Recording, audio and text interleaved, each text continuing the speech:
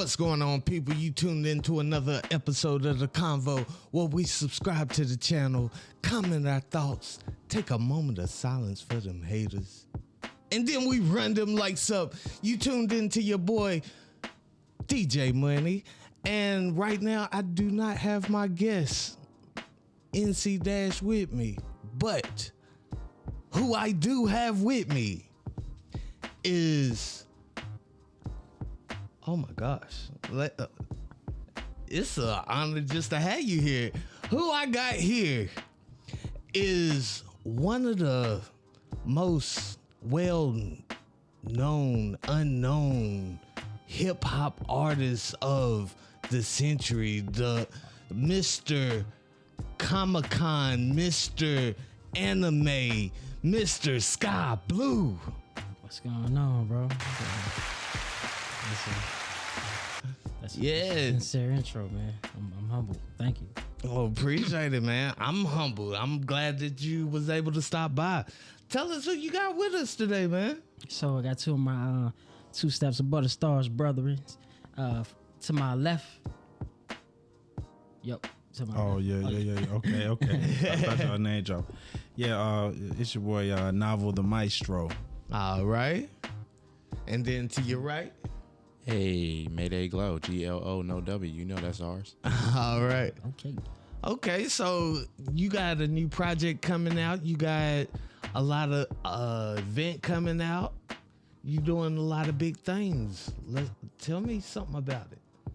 Oh yeah. You know, just dropped a new project, fully produced by Navo the Maestro, Keys of Light. Okay. You know what I'm saying? It's his first, full-length produced project, coming into, as an artist and coming to his own, and, people get introduced to him and stuff. He's been behind the scenes killing it for a while. Okay. Now, you know what I'm saying? It's his coming out party, so to say, All right. He definitely, you know what I'm saying? He better showed up. He showed up and showed out, man. So how you like working with Sky Blue? Man, it's crazy, man. We've been me and Blue were working together for a while. Like you said, behind the scenes, man, I was playing with the live band, the Digi Destin, and you know what I'm saying, since when we started, like at least 2015, man. You know what I'm saying? So man, we've been chilling and playing, and we've been homies for a while, man, and it just got to a point, man. It was like, yo, let's go ahead and do this project we've been talking about for years. Okay. You know what I'm saying? And we just started building up from there, man. All right. So where you all fit in with this Mayday? Man, this family over here, you know what I'm saying? All to the left, all the way, yourself included, bro. It's been a minute. You feel me? Day one. This is a day one.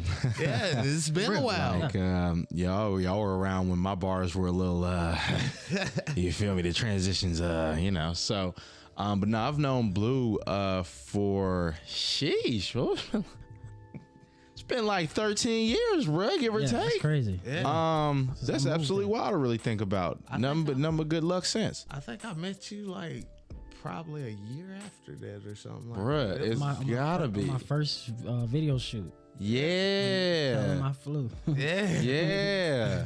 Because I had the hat. Yeah. Yep. Right. So no, me and Blue go way back, and Don really just came into the family like he had always been there. I was graced to be able to be on the project, and you know what I'm saying, I'm on the song My Turn, and now it's our turn.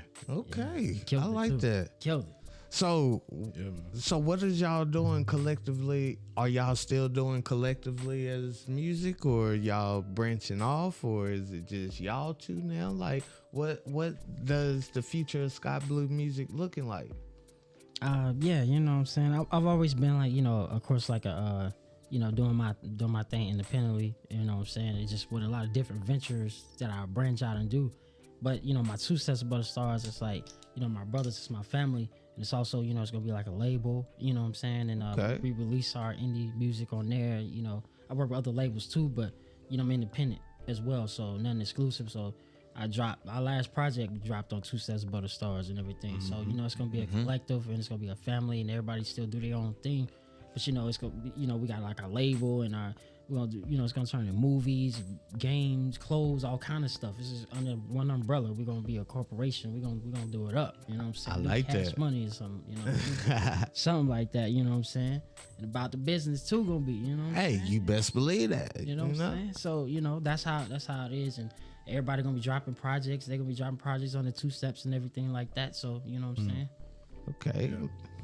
And then you supposed to be doing the performance at this album release too, right? Oh man, yeah. Blue blessed me with quite a lengthy set.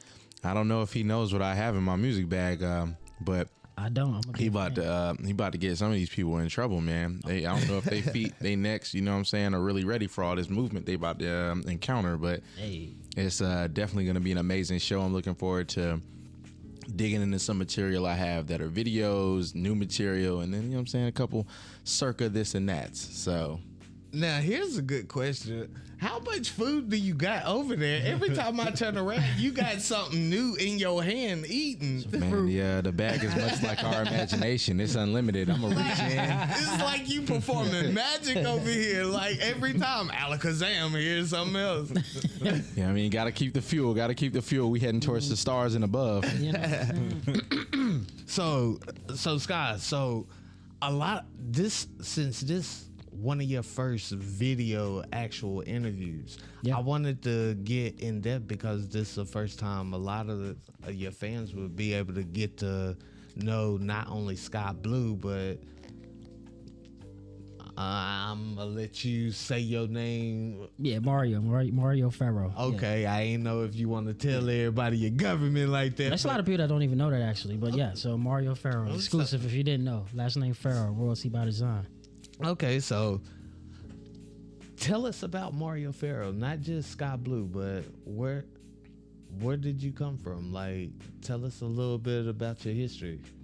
Okay, and it's exclusive, you know. A lot Yeah. of people been wanting to know this stuff. You know, I tell them a little bit through my story, through albums, but I don't go in depth. So this is gonna be, yeah. So as far as where I came from, we still trying to figure that out. But if we're talking about where I was, I guess born, Alabama, actually, Auburn, Alabama. So that's where I'm from. You know, I've been mainly through Alabama most of my life, and in and out of foster care, group homes, Presbyterian homes, all that stuff, and most of my life. And for those who don't know, Presbyterian homes are like they're like group homes for like from like a certain age up to 18 and stuff, and it was like church based and everything. So you know, Okay. every Sunday and stuff, we go to church and different things, and that it was like a structure every day. Like this time, this 10 to 11, you do this, 12 to 1, you know, that type of thing. Almost like military. Yeah, kind of like that, yeah, but like more like church based, you know what I'm Okay. saying? So, you know, I've been in and out of those too, and, you know, a lot of stuff. So Alabama mostly, and then I spent, I guess the second half of my life in NC, which is, it's only been like 13 years probably in North Carolina, but came straight from Alabama to North Carolina. Okay. Yeah. So tell us about what drove you to come to North Carolina? I know you was in and out of group homes like you just said, but like from Alabama to North Carolina, what really made you come to North Carolina? What made that transition? Because normally you stay in the same state. Yeah. I've been around, like, you know what I'm saying, most of my life. Like I said, I've been around even when I was in foster care. A lot of the homes sometimes it would be like a few days and I'd be in a next one. It wasn't because I was acting up. It was just like, that's how the system was a lot of times until they found a designated place. And even that designated place could be a month, 2 months, 3 months, a year. You just never know. So I was already moving around a lot. And then at one point, my grandma, Carol Farrow, she found me. And she was just like, hey, you know, she would start going through the requirements to be able for me to come on weekends, to spend the weekends at her house and stuff. And that was the best part of foster care, was going to be with my grandma. I mean, it's two grandmas I talk about. One of my other grandma, Arnita Talbert, rest in peace. That's who you know, I talk about a lot of my music as well. But this not that one. But yeah, my grandma Farrow, she would come pick me up and stuff on weekends, and then I would eventually introduce me to my dad, who I haven't seen since I was a kid. I guess I didn't remember. But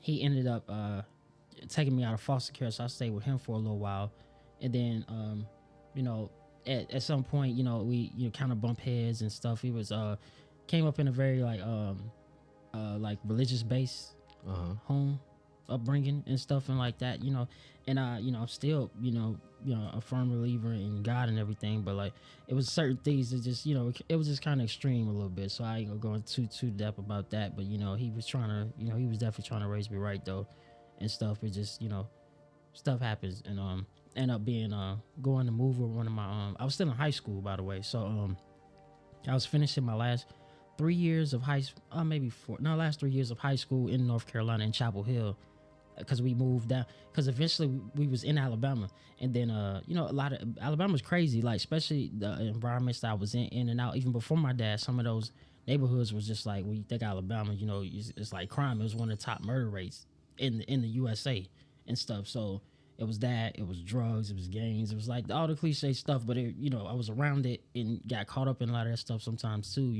Not proud of that, but lost a lot of friends and stuff due to that. Whether it's dead or in jail, rest their soul. But so after that, my grandmother I used to see on weekends, not the what I'm talking about before. It was actually my dad's mom, Arnita Talbot, rest in peace. And that's my heart right there. And I would start going to see her on weekends too, and when my cousins Reno and Ray Sean and stuff, and I would be there, and it was just like a whole different chapter of my life, really. A lot of memories that we made there and stuff in Tuskegee, Alabama. That's where she lived and stuff, and I would love to go there and stuff. I spent most of my time there, and I, even on breaks, I wanted to go to my grandma's house with my cousins and stuff, and what I'm saying, she played a big part in who I am, and so eventually she passed away, rest in peace. Sorry to hear that. Thank you, bro. And that that's when the shift started of me becoming who I am now and becoming Sky Blue. But then we moved to Alabama, and we moved to North Carolina with my cousins, and I was me and my dad, and that's when things were kind of starting to happen. Eventually, it bumped heads. I went back to Alabama with my auntie, then I came back down here, and then I didn't have a place to stay, so I was staying with my room, one of my friends in high school. I was roommating with them, and that kind of fell apart. But then eventually I was homeless, so I actually ended up finishing my last 2 years of high school, finishing one of the years of high school in the homeless shelter. I was the youngest in the shelter, and I was just playing it off and stuff, and I mentioned that in my music a lot too. And then my mentor, Charles Baldwin, he's amazing. Thank you, Mr. Baldwin, for everything. So he would make sure I get to school every day. So literally I was because the homeless shelter was on Franklin Street, and it wasn't like in the district to get to Chapel Hill High where I was going. So he would make sure that he would have a taxi. He would pay out of his own pocket to be taking me to school every day.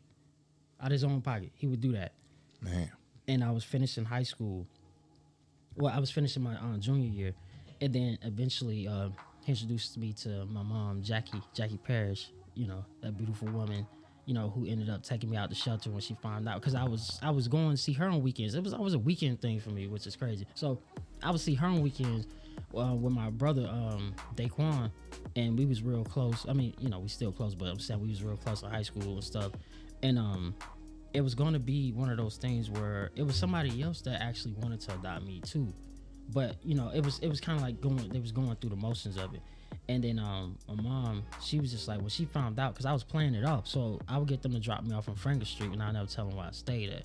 And then eventually, I think 2 and 2, she put 2 and 2 together. I feel like Mr. Baldwin had something to do with it, but he ain't telling me. But I think he did and told her or something. I just remember one day she just knocking on the door at the shelter and looking for me, and she took me out. She was like, "No, you coming out?" She said, "You coming home?" I was like, "Oh." And then since then I've been in North Carolina. So a lot of things happened around that time, how I became Sky Blue and stuff. But we'll get into that. But I'm just saying, for as how as I got from Alabama to North Carolina, that's how that happened. Okay.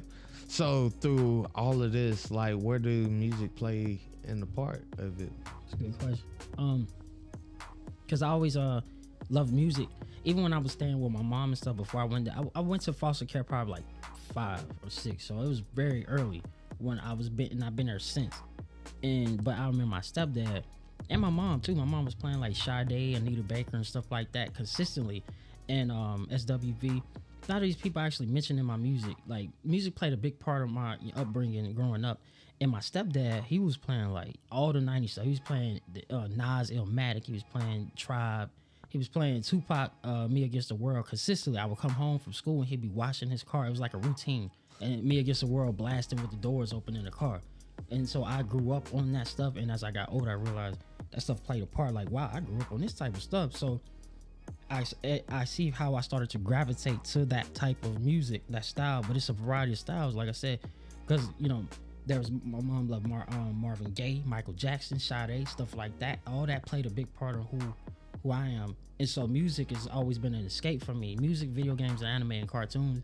And it's like, when I started writing, I was writing poetry and stuff. And Miss Lockhart, she was my high school mentor, counselor / after school teacher and stuff. And she would do it all. So she was like helping with poetry class. She was doing all kind of stuff and like overseeing everything. She's amazing. And so we stay in touch consistently. To this day, she texts me today and stuff. She can't make the show, so she's like getting extra tickets so I can give them out. That's the type of stuff she does. So, oh wow. Hey, that's that support right there, yeah, though. Since high school, you always need that support. That's a fact. So she know I love it, and so since high school, so she would keep inspiring me. Like, you really can write. You really have something to say if you really expand your mind and stuff. And like I would like do my little poems for like my grandma and stuff out here, and like, you know, in school and stuff. And you know, they weren't trying to hear it like that. My grandma was, but not them at school, because then that's when I started getting into like battling in the lunchtime. And I was like, all right, y'all want to hear what I'm trying to do, so I'ma just like start smoking dudes at lunch table, and we would just be battling. You know, that's where everybody thought they had bars, so we would just, you know, dudes would hit the same two beats. You know, it's either the grinding beat or that other.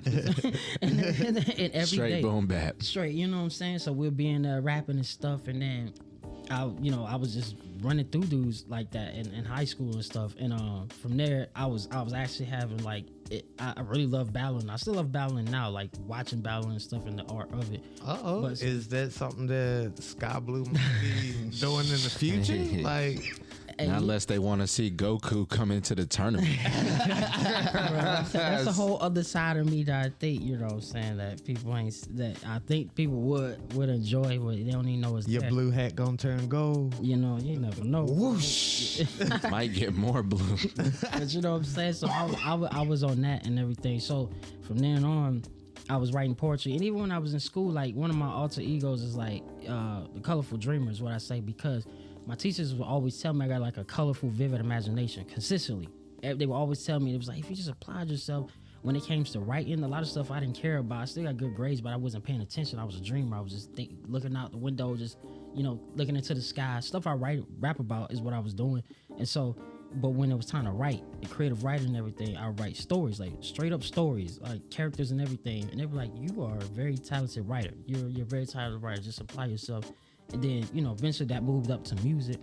And when I was Young Millionaire first, you know, from Alabama, bro. Okay. When I came to NC, I was straight Young Millionaire, like to the core. Like, had my little stack in my sock, you know what I'm saying? I had my book bag or whatever. Had a little grill from the beauty supply store. And Yes, sir. Yes, so sir. the big beauty supply diamond earring that wasn't real, you know what I'm saying? But Do you remember any of your raps from back then? Like, one of my I want to hear. I've never heard Sky Blue ever say anything gutter. I want to hear what Young Millionaire would come out with. Like, dog. Oh, Man. let me see. Hold on. I had one song that I did a talent show down here, and I had one of my hit song at what time was like, I Got Paper, and it was like the chorus was to the chorus was like, I got paper, I got a stack in my pocket, got another stack in my sock paper. So if a hater wanna hate, he gonna meet me in the back. I got paper, stuff like that. It was stuff like that. Hey. And I'm glad you switched your style up, bro. Make the money pile up. One of my Young Millionaire songs, one of my bars, and I remember still we was laughing at it like probably like last year as I found one of the old songs, and it was like saying You gotta release it. You gotta release that, dude. I just want to hear it. It was like, yeah, I'm country, but I don't wear overalls. The girls love me so much, I gotta jump over their drawers. I was like, That's Young Millie. you know how long it took for me to like live that down, like being Young Millie, because my cousins and friends at school, so it was like, Young Millie, and then even after school, like even after graduated and stuff, and I was straight fully Sky Blue, they still say, Young Millie, yo, you remember this when you did? It was like, yo, y'all not gonna let they like, nah, you still Young Millie. So, you know what I'm saying? But then after my grandma's, when I transitioned, and I literally came up with that name in the shelter. I'll never forget, on that same shelter, I was just like, all right, I was kind of like going through a reflection and just having like a, not a midlife crisis because I was young, but just kind of having like like a turning point in my life. And that's when I was like, yo, my grandma died, I'm in the shelter, I don't know what to do. So I was like, what can I do? What I'm gonna go from here and stuff. And then, you know, I was doing a little something on the side to put a little money in my pocket. Ain't nothing crazy, but you know what I'm saying, a little something. But and I was just like, I don't know where I'm gonna go from here. And then that's when I thought about my grandma and what I learned from her, what I learned from growing up in the churches and stuff like that. And I was like, all right, I want to do this music. I love music. I'm in the shelter writing. I had notebooks in my backpack full of raps, like tons of them. I didn't know I structured songs or nothing, but I know I was writing to beats in my head, like that beats that I like and stuff. So I was just like, what I'm gonna do from there? And then that's when I was like, yo, if I'm gonna do it, I'm gonna incorporate everything that I kind of stand for. Like, yo, I don't like storms and stuff, because storms were the reason I couldn't see my grandma on weekends and stuff like that. So that's one of the things about Sky Blue, painting Sky Blue, is I want, you know, when we'll get into that later, but yeah, chasing the storm away, bringing blue skies and stuff. And I was like, there's gonna be that. And then I'm gonna think about my grandma. She won't want me to cuss or nothing like that. She want me to keep my message positive, so I'm gonna do that for her. And then I was like, what my message gonna be like and all that stuff. So that's how you know, at that point I was like, yo, I'm gonna become Sky Blue, and this is what my music gonna be from here on out, and I never changed that. Okay. I like that. So I see that you talk about growing up in the church, so you still believe in God and stuff, but I see a lot of different things too. Like I see like you got chakras, you got you on your crystals, and like, do you still have the same beliefs now, or do you like what do Sky Blue believe? That's some, you asked us the questions. That's a deep question. That's the questions they've been wanting to hear. You asking them questions. I believe in God. It's like, but I also believe in, I understand, you know, like the way the universe works and energies and chakras and that type of stuff. I'm still learning, especially thanks to people like him over here, because the crystals you even see here, he bought them here. So, you know what I'm saying? Like, I learned a lot from my bro and different people. And you know, I got Jade on right now and this and stuff. But, yeah, so I believe in like